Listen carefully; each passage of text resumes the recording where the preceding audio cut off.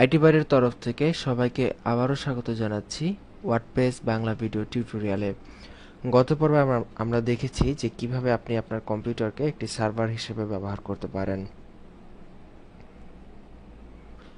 আর আজকের পর্বে আমরা ওয়ার্ডপ্রেসের মেইন টিউটোরিয়ালে চলে যাব, কারণ এতদিন বা এতক্ষণ আমরা যে আলোচনাগুলো আপনাদের সাথে করেছি তার কোনোটাই কিন্তু ডিরেক্টলি ওয়ার্ডপ্রেসের সাথে সম্পর্কযুক্ত না, বা ওয়ার্ডপ্রেসের সাথে সম্পর্কযুক্ত থাকলেও ওয়ার্ডপ্রেস থিম ডেভেলপমেন্টের সাথে এর কোনো সম্পর্ক নেই।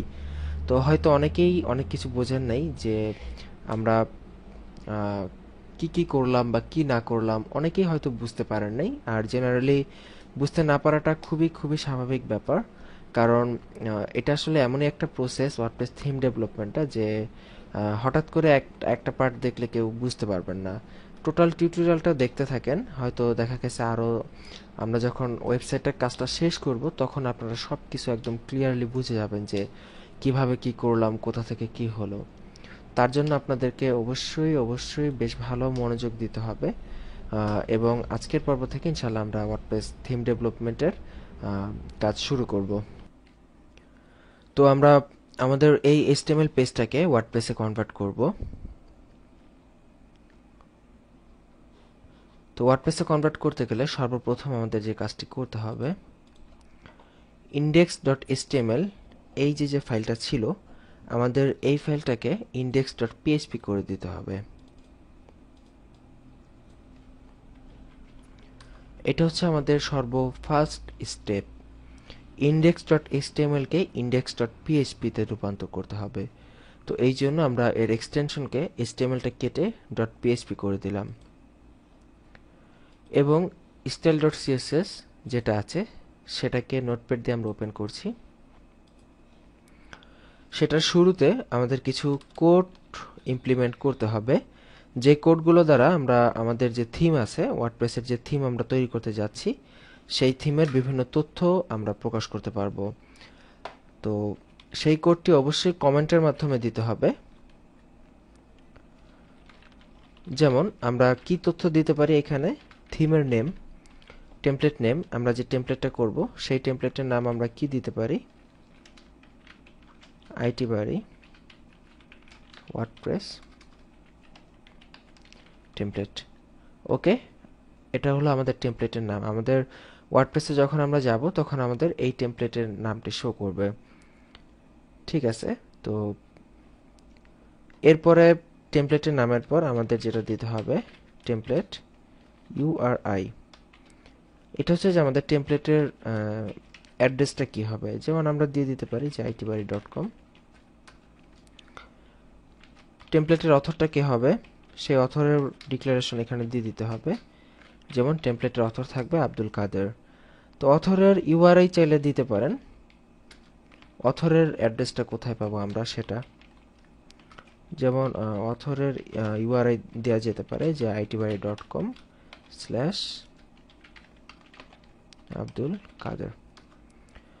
Okay fine.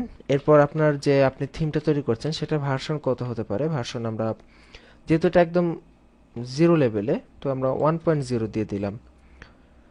এরপরে চাইলে আপনি থিমের ডিসক্রিপশন চাইলে দিতে পারেন, আবার না চাইলে নাও দিতে পারেন। তো আমরা ডিসক্রিপশন দিয়ে দিতে পারি।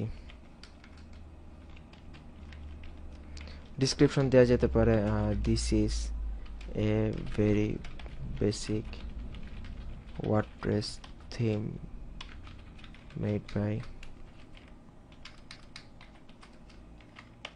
মোহাম্মদ আব্দুল কাদের।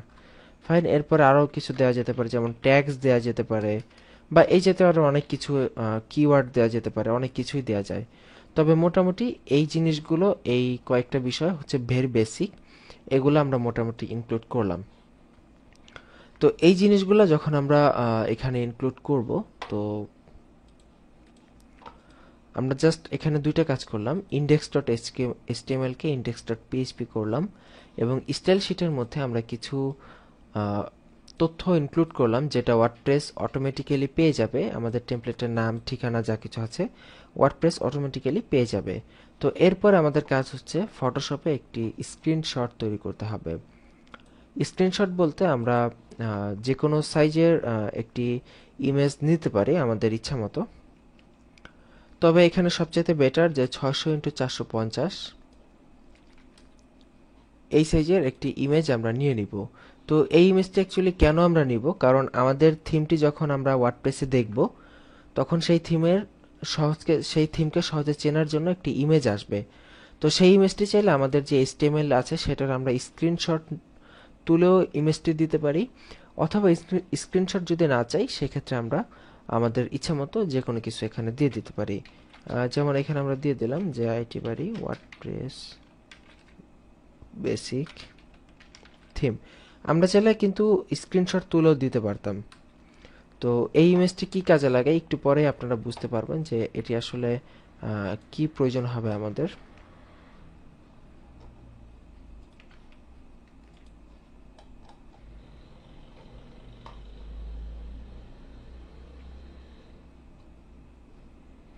জাস্ট আপনাদের বোঝার জন্য জাস্ট একটা বেসিক আমরা নাম এখানে দিয়ে দিলাম, এবং এটাকে সেভ করতে হবে আপনাকে পিএনজি ফরম্যাটে সেভ করতে হবে এবং এটার নাম দিতে হবে SCRWNHHOT স্ক্রিনশট ডট পিএনজি, এই নামে এটাকে সেভ করে দিতে হবে। তো দেখুন আমরা জাস্ট ছোট ছোট তিনটা কাজ করেছি। index.html কে index.php তে রূপান্তর করেছি। আমরা একটি ইমেজ ফাইল তৈরি করেছি যেটার সাইজ 600x450 এবং সেটার নাম দিয়েছি screenshot.png, এবং আমরা style.css সেটাতে আমরা কিছু বেসিক আমাদের থিমের জন্য কিছু কোড অ্যাড করেছি। তো এই সবগুলোকে এখন আমরা কপি করে আমাদের যে রুট ডাইরেক্টরি সেই রুট ডাইরেক্টরির মধ্যে ঢুকবো, তারপর wp কন্টেন্ট, তারপর থিমস। তো থিমে এখন আমরা আমাদের ইচ্ছা মতো যে কোনো একটা ফোল্ডার করতে পারি, যেমন আমরা ফোল্ডারের নাম দিতে পারি যে আইটি বাড়ি নাম দিলাম এবং এর ভিতরে ঢুকে আমাদের সেই ফাইলগুলো রেখে দেব। এটি হচ্ছে খুবই বেসিক, ভেরি বেসিক একটা ওয়ার্ডপ্রেস থিম। তো যেমন এখন এই থিমটা তো আমরা রাখলাম, তো এই থিমটা দেখার জন্য আমাদের লোকাল হোস্ট স্ল্যাশ আমাদের যে সাইটটা আছে সেই সাইটে যাই। সেই সাইটে যাওয়ার পর এখান থেকে ড্যাশবোর্ড, বা আপনি চাইলে আপনার সাইটে লগ ইনও করতে পারেন। আপনার সাইটে লগ ইন করার অ্যাড্রেসটা হচ্ছে যে লোকাল হোস্ট স্ল্যাশ আপনার সাইটের নাম স্ল্যাশ wp একটা হাইফেন দিয়ে অ্যাডমিন, এই ঠিকানায় গেলে আপনাকে লগ ইন করার অপশন আসবে। তো সেইখানে আপনার ইউজার নেম পাসওয়ার্ড দিয়ে লগ ইন করে আপনি ওয়ার্ডপ্রেসের ড্যাশবোর্ডে যেতে পারেন।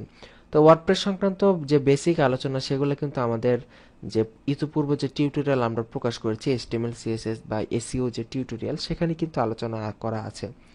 তো এই জন্য আমি আর আসলে ওয়ার্ডপ্রেসের বেসিক লেভেল নিয়ে আর আলোচনা করতেছি না, বা থিম ডেভেলপমেন্টের সাথে এগুলোর সম্পর্ক খুব কম। তো যাই হোক, আমরা ওয়ার্ডপ্রেসের লগ ইন অবস্থায় আছি এবং এখান থেকে অ্যাপিয়ারেন্স থেকে থিম, এখান থেকে যদি আমরা থিমে যাই তাহলে দেখব এই যে আইটি বাড়ি WP বেসিক থিম, এটা কিন্তু এখানে চলে আসছে। তো একটু আগে আমরা যে স্ক্রিনশট নামে যে ইমেজটা তৈরি করলাম সেটা কিন্তু মূলত এই ইমেজটা দেওয়ার জন্য। আর আশেপাশে যে থিমগুলো আছে সেগুলো খেয়াল করুন, সেগুলো কিন্তু আসলে আমাদের মতো কোনো ইমেজ ইউজ করে নাই, সেগুলো তাদের যে লাইভ ওয়েবসাইট সেই ওয়েবসাইটটার একটা ছবি তুলে তারা দিয়েছে। আমরা চাইলে আমাদের HTML এর একটা ছবি তুলে দিতে পারতাম। তো যাই হোক, জাস্ট বোঝার জন্য আমরা এরকম একটা চিত্র দিয়েছি। তো এই থিমটা দেখুন পেয়ে গেছে ওয়ার্ডপ্রেসে। তো আমাদের খুব বেসিক একটা থিম আমরা তৈরি করে ফেলেছি ওয়ার্ডপ্রেসের, খুবই বেসিক একটা থিম। তো এটাকে যদি আমরা অ্যাক্টিভেট করি, থিমটা দেখুন অ্যাক্টিভও করা হয়ে গেছে। তো এখন আমরা এখান থেকে জাস্ট ভিজিট সাইট এটাতে ক্লিক করে আমাদের সাইটটা ভিজিট করব। তো দেখুন আমাদের সাইটটা কিন্তু পেয়েছে, বাট সাইটের কিন্তু যদিও ওয়েবসাইটটা কিন্তু পেয়েছে, ওয়েবসাইট কিন্তু এখন আমাদের সচল, বাট ওয়েবসাইটের যে এলিমেন্টগুলো আছে সেগুলো কিন্তু একেবারেই পায় নাই। তো সেগুলো না পাওয়ার কারণ হচ্ছে আমাদের লিঙ্ক যেগুলো আছে সেগুলোকে ডাইনামিক করতে হবে, প্লাস স্টাইলগুলোকে কল করতে হবে। তো এগুলো আমরা পরবর্তী টিউটোরিয়ালে করব। আমাদের প্রথম পর্বে আমরা জাস্ট এতটুকু শিখলাম যে আপনাকে যে কোনো HTML ফাইলকে ওয়ার্ডপ্রেসে কনভার্ট করার জন্য আপনাকে index.html কে করতে হবে index.php, screenshot.png নামে একটি ইমেজ ক্রিয়েট করতে হবে এবং স্টাইল শিটে আপনাদের কিছু ভেরি বেসিক কোড ব্যবহার করতে হবে। এই তিনটা কাজ আপনারা বাসায় প্র্যাকটিস করুন এবং এটা কিন্তু খুবই ইজি, আপনারা অল্প একটু ট্রাই করলেই বাসায় হয়ে যাবে। তো পরবর্তী পর্বে ইনশাল্লাহ আমরা কিভাবে ডায়নামিক্যালি লিঙ্ক আপ করাবেন সেটা দেখাবো। তো ভালো থাকবেন সবাই। আজকের পর্ব এখানে শেষ করছি। আল্লাহ হাফিজ।